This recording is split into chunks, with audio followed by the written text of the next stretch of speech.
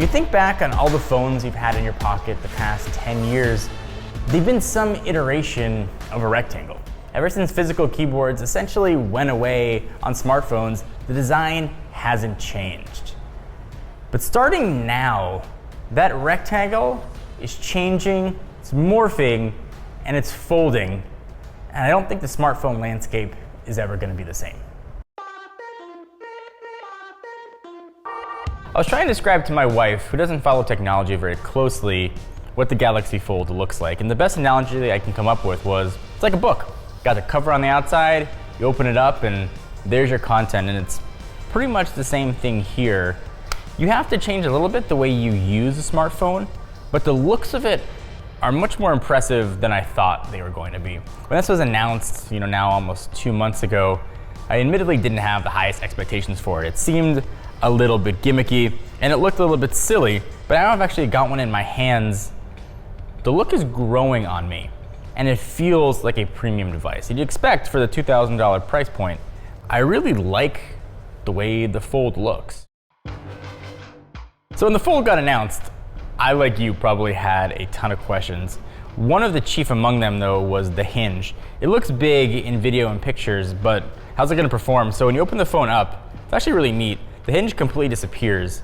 You get kind of a satisfying click, and you don't get, floppy hinge syndrome. When the phone is open, it's locked in that position. It's not going to sort of accidentally fold. Samsung did a really nice job engineering that hinge. I also kind of had the reverse question too. When it's closed, it's gonna sort of accidentally open up in my pocket, or maybe open a little bit and turn the screen on and kill the battery. When this thing is closed, you get an equally satisfying little clicky noise. To let you know that this is closed and it's not going to open. In fact, you gotta put some effort to actually open the phone up. So the other question I had was, a 4.6-inch screen a couple years ago, would have seemed like a normal size screen, but it's small by today's standards. And you've got a very tall sort of amount of real estate here. So the 4.6-inch screen's got gigantic bezels on the top and bottom. If you could look at anything, we could say, okay, I know what changes are gonna come for Gen 2. That would probably be the first thing that I would call out. But having said that, it's still very usable, and it's still a 4.6-inch screen, even if the aspect ratio might be a little bit weird. And you can use it closed like you would use any Samsung phone with one UI.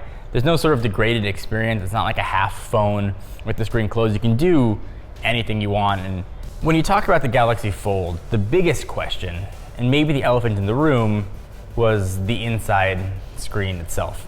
Is there going to be a crease, and how's that crease going to sort of impact what you're doing? So the crease is here, and it's definitely visible. You can see it, and you can feel it even when you run your finger across it. I don't mind it. I'm trying to give this some perspective. It's a foldable display. There's gotta be some sort of give here. You can't have a glass screen that can bend. It's sort of a plasticky polymer blend on top of it.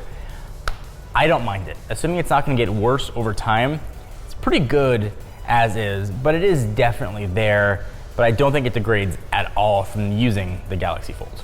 So I think one of the biggest compliments that I can give the two screens on the Fold is that they look like Samsung screens. And I've said it for several generations of Samsung devices. They make the best screens in the market. And these two displays are no exception. The outer screen, it looks beautiful. When you open it up, you're still getting that OLED technology, and it looks really good.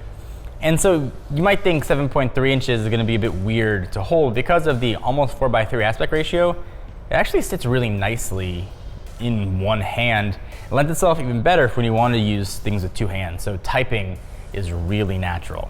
And because the screen is kind of split, you're almost getting like two Galaxy S10 real estate, one on each side, that you can work with. So you got a ton of space here. So all of that stuff is fine. The screens look good, the hardware feels good.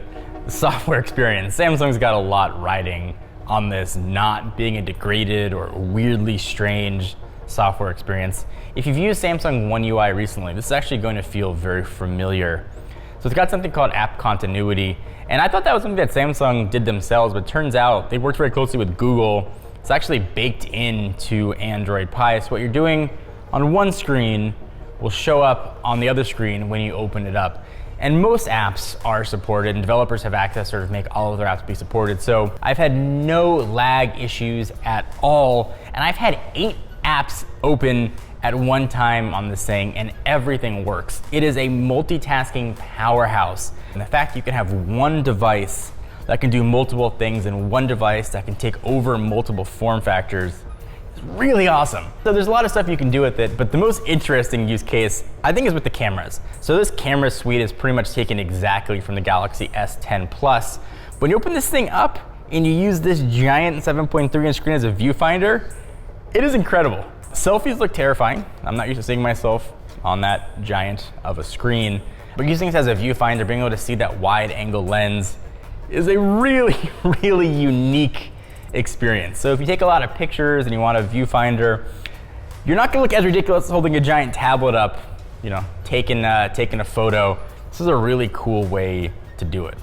So if you couldn't tell, on a whole, I really like the Galaxy Fold. In fact, I'm surprised by how much I like the Galaxy Fold. But it's not perfect, and it's certainly a Gen 1 device. There's a huge notch in the upper right-hand corner. You can kind of hide it in software, but it is there. I don't mind that the fingerprint reader is built into the side. What is weird though, it's not built into the power button, it's built into the Bixby button. So anytime you push that in, you're going to launch Bixby. You know, you can remap it, or maybe a double tap will open Bixby, but it is not the power button. That's located right above fingerprint reader. That seems a little bit strange to me. There's a lot of open real estate, obviously, on the front screen. I talked about that. Factoring in those few things, at least initially, there aren't that many things that I don't like about the Galaxy Fold. Samsung did a really nice job here. When the first Note came out, it seemed ridiculous. And out of every phone that I've ever tested in my time reviewing them, I've never had more people stop me in public than when I was using the very first Galaxy Note. It was so jarring and so different from what the mobile status quo was that people just didn't know what to think of it. It seems silly, it seems ridiculous, and you can't figure out why somebody would want that or want to spend the money for it. But retrospectively, you look back on 5-10 years from now, I think we'll look back on the Fold as the same way as the Note. How could we imagine our lives without foldable screens? How could we unfold into a tablet? How could we change our screens to replace the laptops? The Fold is a really big paradigm shift for how we use phones, and I think more importantly, what our phones are capable of doing. And I give Samsung a ton of credit for that. So in my 10+ years of covering technology, I haven't seen that many firsts. I've had a chance to be a part of a few momentous tech paradigm changes, but I feel like the Galaxy Fold is one of those. It's really the first foldable phone that's coming out to the mass market. It's one of the first devices that's doing something new. It's changing literally, and I guess figuratively, the shape of smartphones, and I'm excited for it. The Galaxy Fold Gen 1 might not be for everybody. It's very expensive with its own quirks.